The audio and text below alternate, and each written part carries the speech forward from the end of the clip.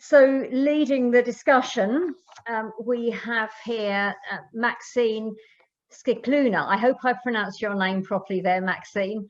And she is an aircraft engineering expert at Lufthansa Technik. And she is joined today by her team of panelists who I'm going to let her introduce. Maxine, I'm going to unmute you and we're going to ask the panelists here, your panelists, to switch their microphones on and switch their videos on so that they can join us here in the room.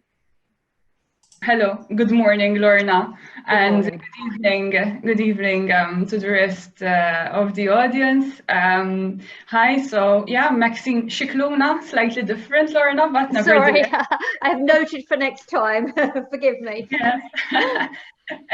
So thank you very much for the opportunity to moderate this very interesting session that we have to end with. It's been a very interesting day. Congratulations on organizing this interesting conference.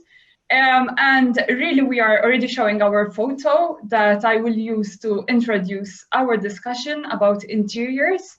I'm not sure how many people in the audience would have had the opportunity to see an aircraft in the state, completely bare. So unless you're working in heavy maintenance like I am, or else maybe in the areas where our three panelists are coming from, then this is not a usual sight, I must say. So what you have there is an aircraft which is completely stripped away from all furnishings, which we are usually used to seeing. So just to put you in perspective, this is an A320neo. I'm afraid the photo is a little bit elongated. The scaling is not right, but it's an A320, so it's a narrow body, a smaller aircraft, I would say, because I'm coming usually from the Airbus family, and there we're seeing the 330s, 340s, which are way bigger. But this A320 is what you would typically be flying in continental flights. So I'm sure everyone has basically flown on an A320. But what we will describe now is actually the process of how a business owner or operator can actually change the aircraft from this state to what a VIP aircraft looks like, ready for operation. And to do that, I have a panel of three experts here coming from three different sectors, which are necessary in this transformation process to have our aircraft with a cabin worthy of flying. And to start with, I would like to introduce Eric Julien from AC Jet, so from Airbus Corporate Jets, and this is the manufacturer. We then have Tom Chatfield from Canberra Aviation Management, and last but not least, Tobias Labs from Comlux, who is the completion center, or in, let's say, more common terms for everyone's understanding, Comlux have a hangar where the aircraft is towed into and the cabin is fitted. So I will leave it up to you guys to briefly please introduce yourself and your role in this process of transformation. So where does your company and your role fit in the bigger picture? And I will ask Eric to start here. Thank you very much for the introduction, Maxine. So our company, as you just mentioned, and you just shared the picture, is delivering an aircraft in a green configuration, meaning an aircraft without any passenger airline amenities and without any linings, as you could see. The idea is that a passenger cabin is a customized item, and industrially it cannot produce on a production. So we deliver the aircraft like this to the end customer. Then the end customer is relying on outfitters and completion managers to make it a whole package. Airbus offers some of these services, and I guess we'll come back to that later, but it is not mandatory. You can go for whoever is there on the market and has experience on outfitting the aircraft. Mm-hmm. And Tom, I guess you are next then in the process. Yes, thank you, Maxine. So Yeah, my name is Tom Chatfield. I'm the CEO of Canberra Aviation Management, and basically we're a team of experts, and what we do is we provide completion management advice to our clients.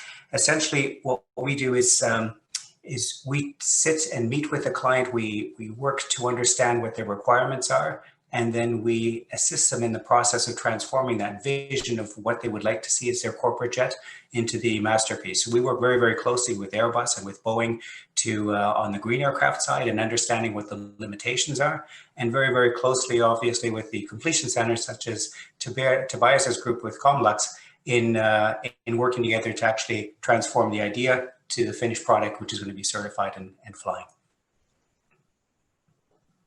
Yes, great. And Tobias, so just to finish there the process.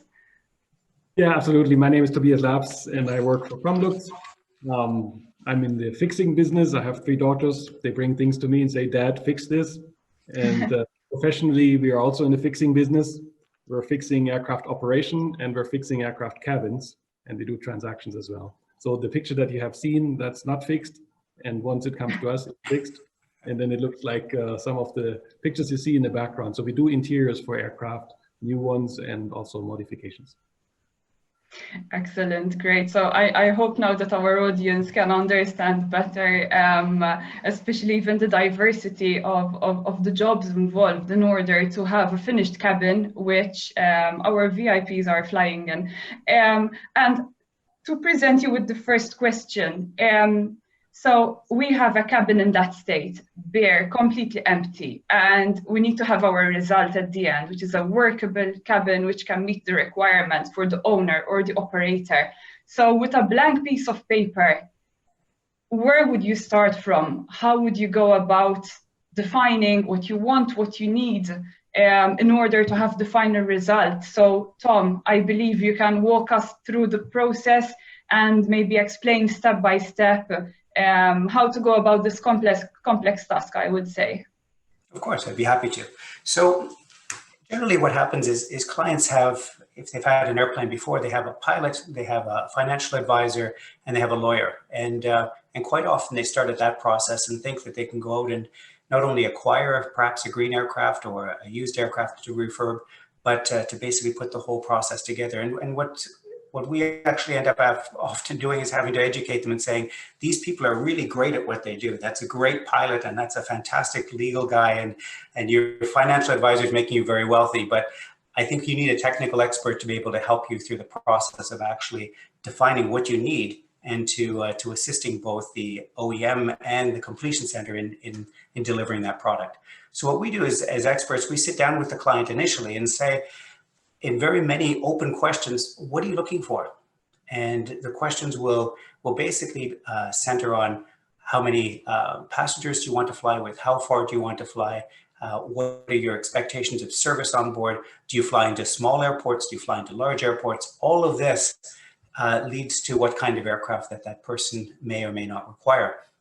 Once we understand what aircraft it is, then we start talking about what are the services that they require. Is it a long range aircraft, so they'll need to be able to sleep on board? Do they need a shower?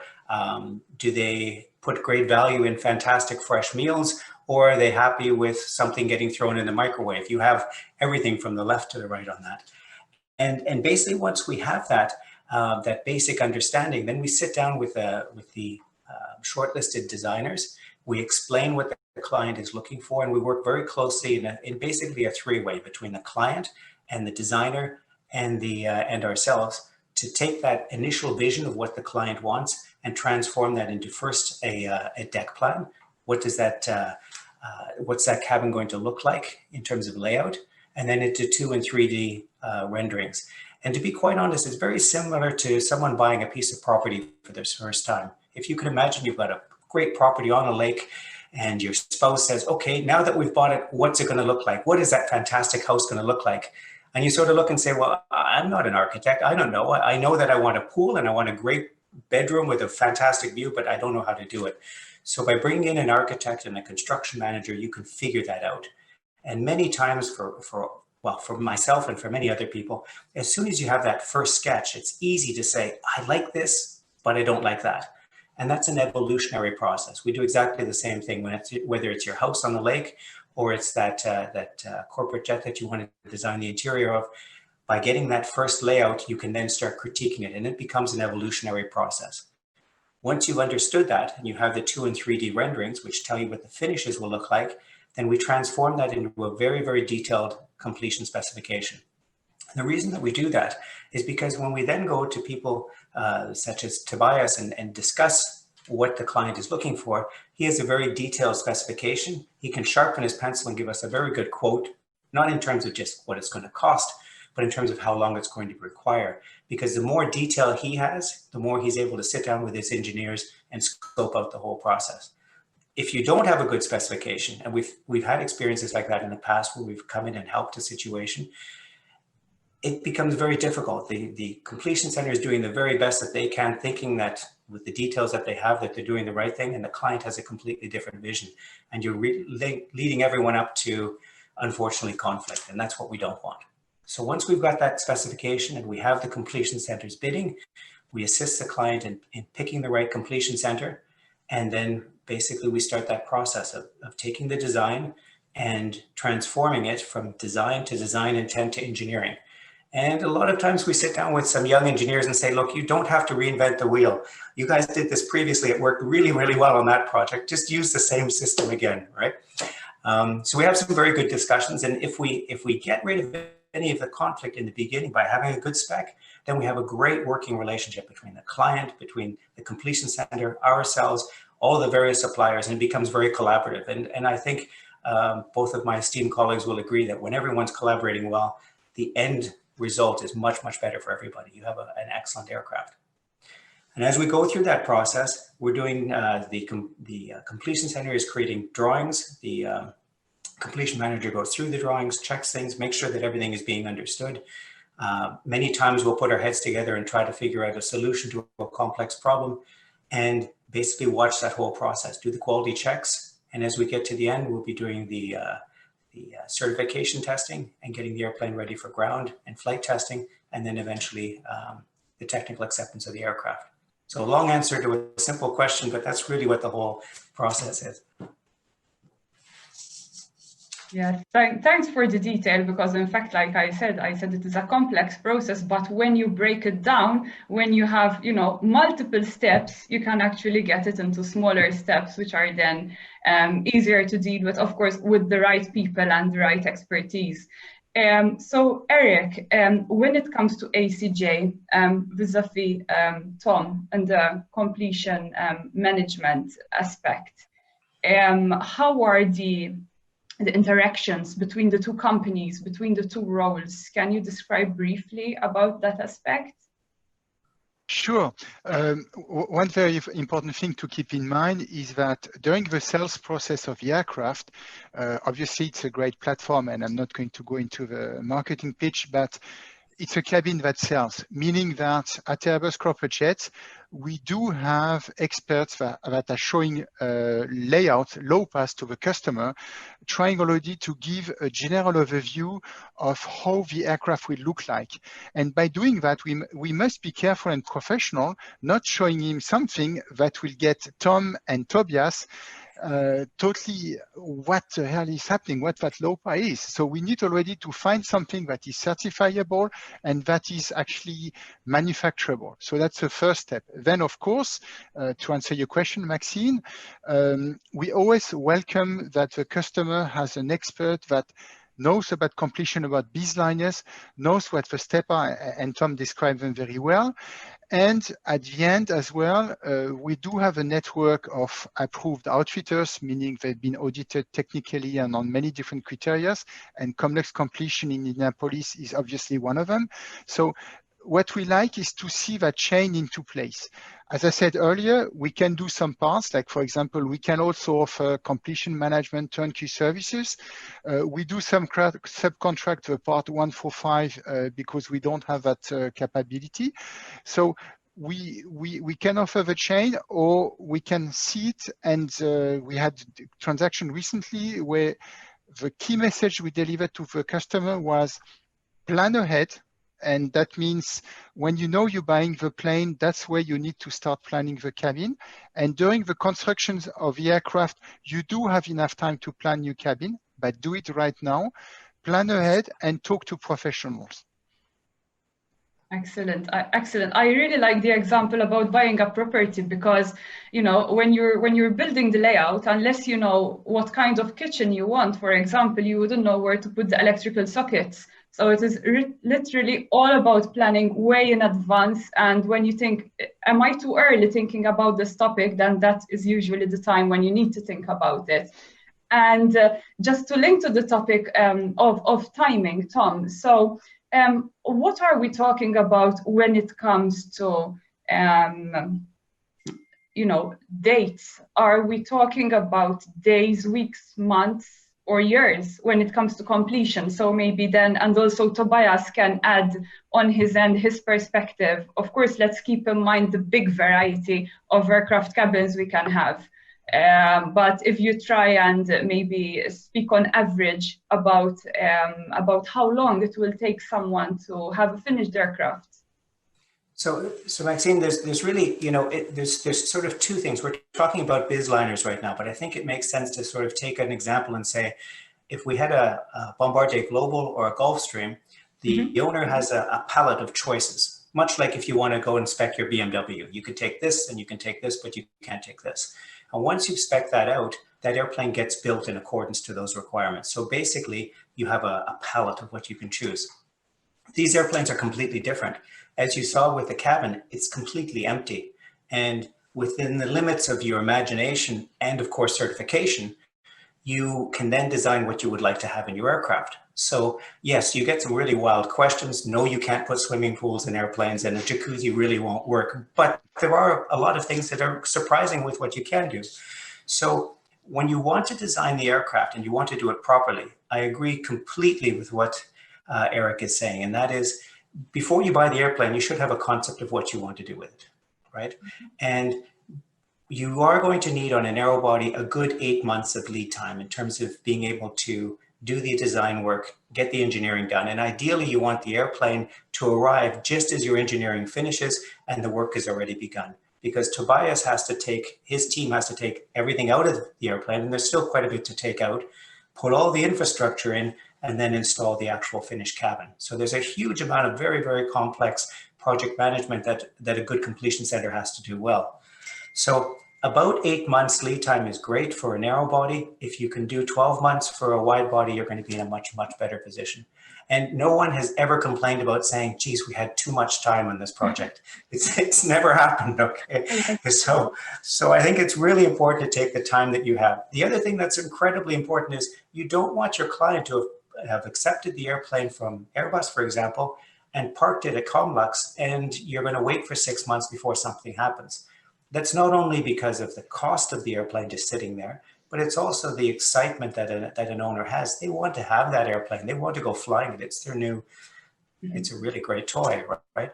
So that's the timelines you're looking for. And a narrow body, depending on how complex it is, I would say on average, you're going to take between 10 and 14 months to do that interior and do the painting of it. But I'm sure Tobias has some better insights on that too. Yeah, indeed. I think the project is lost or won in the preparation. And there's never a too early stage where you can start planning for that. Unfortunately, the pitfall that comes is people think they buy the aircraft and we can talk about the interior later. And later means that the aircraft is delivered to the completion center or to the storage facility. And then the discussion starts, how do I actually want to have my interior done? And by that time, unfortunately, we have a situation that is too late. It means that the aircraft will be parked for quite a while. And indeed, as Tom mentioned, there's a lot of preparation that needs to take place. There's a lot of engineering that needs to take place. And the ideal scenario is that the aircraft arrives, and before it arrives, the completion center had already the time to pre-manufacture certain elements that can be pre-manufactured and don't have to wait for the aircraft arrival. But it can only be started if we know what the client wants and if it's defined in terms of what is exactly the layout, what are the systems that are included, and many other details. And I think people underestimate the complexity of finding the final solution. Everybody thinks, well, I know what I want. But then once you're given the choice, there is a lot of details to choose. Sometimes people are not just one decision maker, but a party of 2 or 3. Different interests come in, and then there's discussions internally. Do I want it like that? Do I want it like that? And it takes time. And then that's when actually the delays are introduced, is when the deadlines for having the cabin configured and defined and specified are not met. And then it runs into late. And of course, the completion center is the last one in the chain. And probably the one to get blamed for any delays, most probably. So. And everybody has the expectation, well, the aircraft is there, why don't you start? Yeah. In fact, it leads me to a question I was going to ask him. I'm not sure if it's for Tobias or actually Tom, when it comes to actually ordering the interior. Tobias engineers and team of designers can do designs, but my assumption would be that you need other third-party companies, OEMs, to actually provide you the parts. So I guess that would be another element which has to be taken into consideration, that you have to decide what you want, design, order, and get the parts, and then you can install finally. Yeah, exactly. Indeed, it's beyond the pure aesthetical aspects of it and the design. There's a lot of systems definitions that comes behind it or with it also. There's elements like seat structures that on the one hand you would say who cares, but it's the mechanism that actually makes the cabin comfortable in the end for the passenger, because the most time that they spend on the aircraft is in an aircraft seat. So it's quite important to choose the right supplier for the aircraft seat structures. And those are typically long lead items, which may last 6 months, some even longer, 12 months, or sometimes even 18 months, just to get the bare structure. And then it needs to be upholstered. And on the upholstery, it's not that simple. It's not just putting foam and leather. I think there's a lot of variation that you can do. And typically we also do a testing of a first article seat, where the principal can actually feel and try and see if the density of the foam is exactly to his liking. There can be different layers of different foams that can kind of form the final feeling and comfort of that seat. And it's a complex matter that just takes time. So it needs to be defined early and ordered early, and then the process is running smoothly. Yes. And Tobias, maybe one last question on my end in terms of time frames. If we assume that all goes as planned, so once the aircraft is towed into the hangar and the physical work actually starts, assuming that the planning has been done, the parts are ordered, they are at hand, just to put even the audience into perspective when it comes to the physical work, what would be an average time frame that the aircraft is sitting in the hangar and getting the work done? For example, for the A320 that we saw. For the A320, I think a time frame between 10 to 12 months is a very realistic time frame. If everything is planned well, there's no issue in that. If the cabin has a normal complexity, I think that's very well achievable. So about Is this in addition to the time we have been saying before of planning, 10 to 12 months, or part of it? Well, I mean, again, if you start early enough, you're starting to talk about the aircraft purchase, and typically those aircraft are not on the shelf, so that you say, I purchase one today, I have it tomorrow. Typically there's a lead time, which is 1, 2, 3 years. So if you use that time wisely, then that's plenty of time to plan and prepare and design and engineer, so that you're absolutely ready the moment, as a completion center, the moment the aircraft delivers. And then it's really aircraft delivery plus 10 to 12 months, aircraft redelivery to a very happy customer and start flying. The delays come if you don't use that time to the delivery date of the green aircraft to plan for the completion, then everything slips. No, but precisely. If I may just jump in there, because what Tobias said is super important. You do have time, and the lead time between ordering the green aircraft and delivering the aircraft gives you sufficient time to be planning for your cabin. And if you follow that pattern, timing-wise, it's going to fit nicely, and that has been proven on many occasions. if I like the image, if you wait until you are like 3 months from a green aircraft delivery, what am I going to do with my cabin? That's where the problem starts. Otherwise, it's a process that is complex, that has some very defined element, design and downtime for outfitting. If you respect that, step by step, things can go very well, and you have a beautiful aircraft, fully customized. And that's because Tom mentioned traditional aircraft manufacturer. That's the beauty of a business in general, is within certification weight limits, you can really do what you want. Excellent, excellent. And Tom, how important is it for a customer to set his or her expectations right, really from the start? Have we lost Tom? I think we lost him just as I asked him a question. Well, maybe Tobias, I guess you also have experience in dealing with this kind of topic. Change of opinions, maybe change of strategy. How important is it really to get it right from day one? Yeah. I think, to be honest, it's a bit of a challenge, because sometimes people that buy the aircraft are not, in that sense, very technical people. They're very successful in their life, that's for sure, and that's common across all of them. But in terms of understanding about aviation, some understand more, and for some it's even a hobby, and they're very, very experienced in understanding what needs to happen. And some others have their expertise in other areas, and sometimes it's important to set, I mean, sometimes it's difficult to argue on that, but what is important with all of them is to set the expectations right and make everybody understand what is realistic and what can happen in a certain time frame. I think that the risk is, if you overpromise and then afterwards you cannot deliver, people are going to be unhappy, and that needs to be avoided. And therefore, setting realistic timeframes and expectations is really key to a successful project. Excellent. Moving on to another, maybe completely different topic, and now we speak about the interiors themselves. So we're in 2020, and I was really I'm curious to understand how have things changed internally when it comes to cabin designs. So basically, what are the latest trends? Of course, I understand this would be in respect to the aircraft type, because, you know, like Tom mentioned previously, it depends if you're going to sleep on the aircraft, for example, whether it's a long range or if it's a short range and you are going to work, dine, and maybe relax.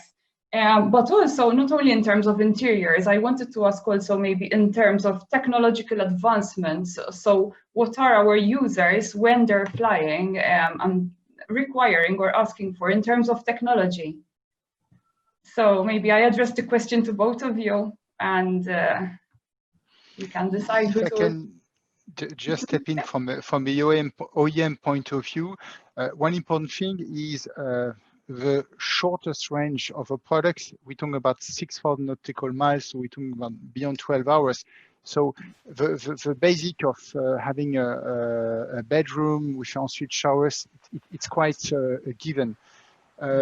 We are monitoring a lot the technology, because a lot of the technology, like if you take, for example, connectivity, that is the next great thing, or as well the KU bands, this needs to have a provisions on the aircraft.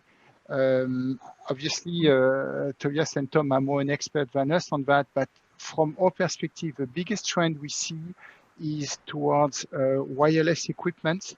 We are just talking about now streaming the video, no more cables, no more heavy boxes, which allows to keep up with the technology quicker, always faster internet. Again, you want to have the same connectivity level as at home at your office, talking about conference calls. I just mentioned streaming as well, all of applications. You also want to have high definition television, and maybe one day you will have a 3D TV video on board. So these are the trends. We need, whatever you have in your yacht or in your villa, we need to be able one day to have it in a plane. And that's where broadly where we see the trend in terms of entertainment. And another topic that we see a lot of questions, especially now in these COVID times, are about the quality of the air. So we've been asking, we've been asked a lot of questions about air recirculations, about the capability to actually take the air of the outside to reject it without recirculating it, even if circulation is very limited. But still, there's always questions about that.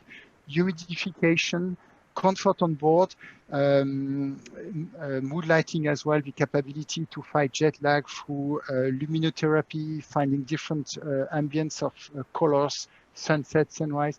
So from OEM, these are really roughly the main trends that we see. Very interesting. Just to link to that one, in the start of the conference today, we had a very interesting presentation about medical topics in relation to flying. And I was going to ask, for example, not only technology, but also possibly medical equipment and flying hospitals. I'm not sure if you have come across these or if you have any comments to add. Tom, just to update you, we're discussing about latest trends and the latest technological advancements in today's world. So I would agree with both gentlemen in terms of communication.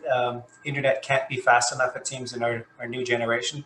We all want to stream faster and faster. And what's interesting is when the owner gets the bill the first time that he sees how expensive it actually is, you'll fall off your chair.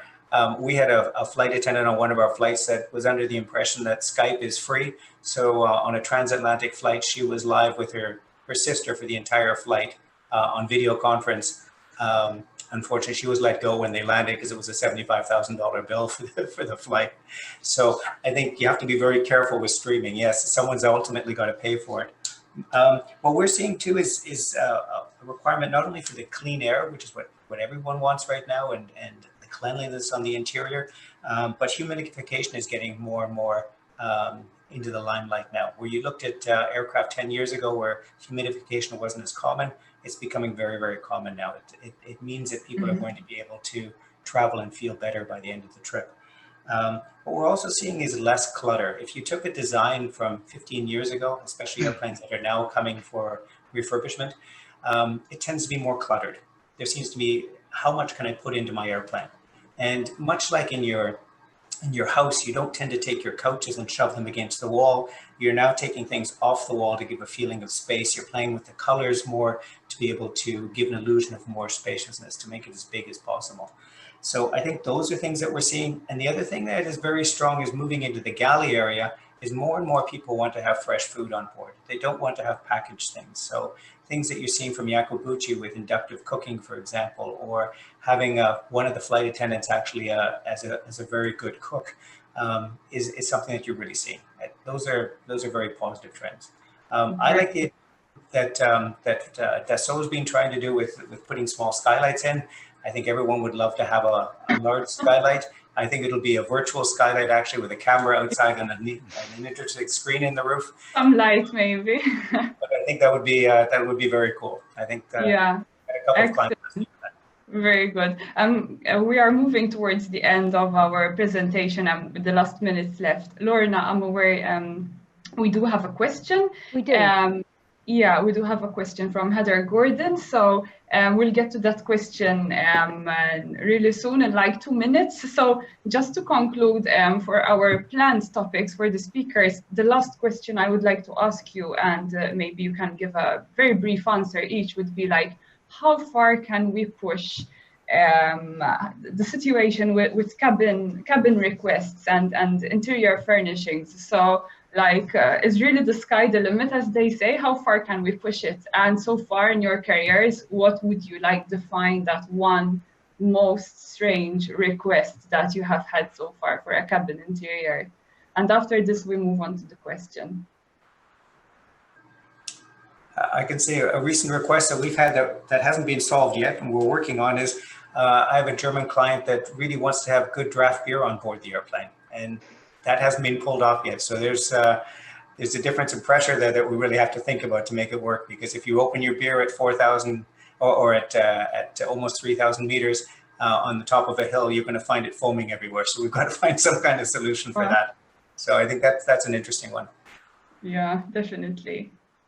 Tobias or Eric? Yeah, we had a request to install a sports room on an aircraft, and so we did. We actually installed a sports room with full exercise equipment, a bicycle, and even a weightlifting machine that you find in a proper gym, and we managed to do that. I think the challenge, Tom mentioned that already, jacuzzi or swimming pool. I don't think it has been done. At the same time, don't think it's impossible. I think there could be ways of engineering that. You would just have to find a way that you can evacuate the water quickly enough into a safe tank in case of turbulence. I think that would be a nice challenge to have, and we would be happy to work on it someday. Very good. And Eric, maybe one final concluding comment on your end? On weird requests, we are not challenged as much as our friends. We had once a customer who asked if he could have a hatch at the bottom of the aircraft, either to evacuate with a parachute or to take aerial pictures as well. So thanks God we didn't conclude with that customer. Oh, great. Okay, so we have two questions at the moment. Let's start with the first one from Heather Gordon. She is asking, does the refit of cabin impact the value of the aircraft in the positive? And does this have an impact from a tax perspective? So anyone who wants to answer about that added value, positive added value, and tax perspective? So I can't answer on the tax perspective, but the added value, when you're designing a cabin for yourself, it's much like your house. If you want to do something that is really wild and crazy that satisfies you, that's great. But you have to understand there may not be very many people out there that want to buy that house that looks that way. Exactly the same for an airplane. But I think if you have a well thought out interior that is attractive, that is, I won't say necessarily contemporary, but at least is appealing to a larger group of people, that will add to value, because value is nothing more than the number of people that are interested in purchasing it, right? From a tax perspective, I can't tell you that. I agree with Tom. The key issue, obviously, you don't buy a plane for residual value, you buy it for pleasure. But if you can factor in stuff that will preserve your residual value, you will find out that at the end of the day, you can have a cabin that is very personalized, but will be very easy to move to another customer if you respect some basic ground rules. And here, I mean, anybody in this panel will have his advice. This is where you will have a huge influence on residuals. And even if the color scheme, for example, is very personal and there's subjective taste of everyone, that's very clear. But if you do a refurbishment of a cabin afterwards and change some of the materials, that's relatively easy to do and can completely change the character of the cabin and make it look appealing to a whole different group of people. And therefore, that's definitely a solution that can preserve or even increase the value of an aircraft, depending on how it is done and how it is styled. Excellent, thank you very much. We have one final question and roughly 2 minutes left here, just so that we are not going over the time. This is about connectivity and education. So the question is, are customers being fully appraised of connectivity options based on their actual requirements? The Skype call, for example, which was mentioned, it's balancing speed and bandwidth, but most of all cost. So are the owners being properly educated on this topic? Maybe we have time for one answer here. I think they are. I think it's Tobias's responsibility and our responsibility to understand what a client wants. And in many cases, you can say, look, you don't need to stream. The cost of that is incredibly high. If you want to text and video, text and send emails, that's perfect. And if you want to stream, we have a fantastic IFE system on board that already has all the movies loaded up. So that may be a solution there. Indeed, there's various different possibilities of fixing the need of communication. And we as an operator are often asked the question, what can we do? And then there's different suggestions. But obviously we provide an overview on A, the capability, and B, also the associated cost. And in terms of connectivity today, there is quite a variety of different vendors on the market that provide solutions. And of course, they're competing, and in the end, there's an overview and you can clearly understand then what the cost is. And if you choose that option or that option, the volume of data, it can all be tailored. And of course, that is made transparent to the client to understand what he's subscribing to. Okay, thank you very much. So it's exactly 1740, Lorna. So very impressive. So, thank you very much to the three speakers, and again, congratulations on the interesting conference, Lorna. Thank you very much. Well, look, Maxine, thank you very much indeed for moderating that session. And thank you to your panelists there, Eric, Tom and Tobias, for joining us well and for your input there. I know it's always tough to go last, but you kept us entertained and informed, of course. So once again, I'd like to thank all of our speakers, our sponsors, AIC, and to all of you out there for listening, and especially those of you that have hung on right to the end. I'd also like to say a big thank you to my colleague and co-director, Alison Single, whose name we can see there, and she has been valiantly working hard backstage to make sure that all of this looks so seamless. We're sending out an evaluation tomorrow, so have a look out for the evaluation email, and please give us your feedback and suggestions, which we really value, and we'll try and weave any feedback you have into future events. We will also, with our speakers' permission, be sending out recorded versions of these proceedings, so have a look out for those. In the meantime, everyone, great to see you. Thanks so much for your support. Stay well, stay safe, and we hope at some stage to see you in person in 2021. So Absolutely. thanks very much, everybody. Take care. Bye-bye. Bye. Bye-bye. Bye. Ciao.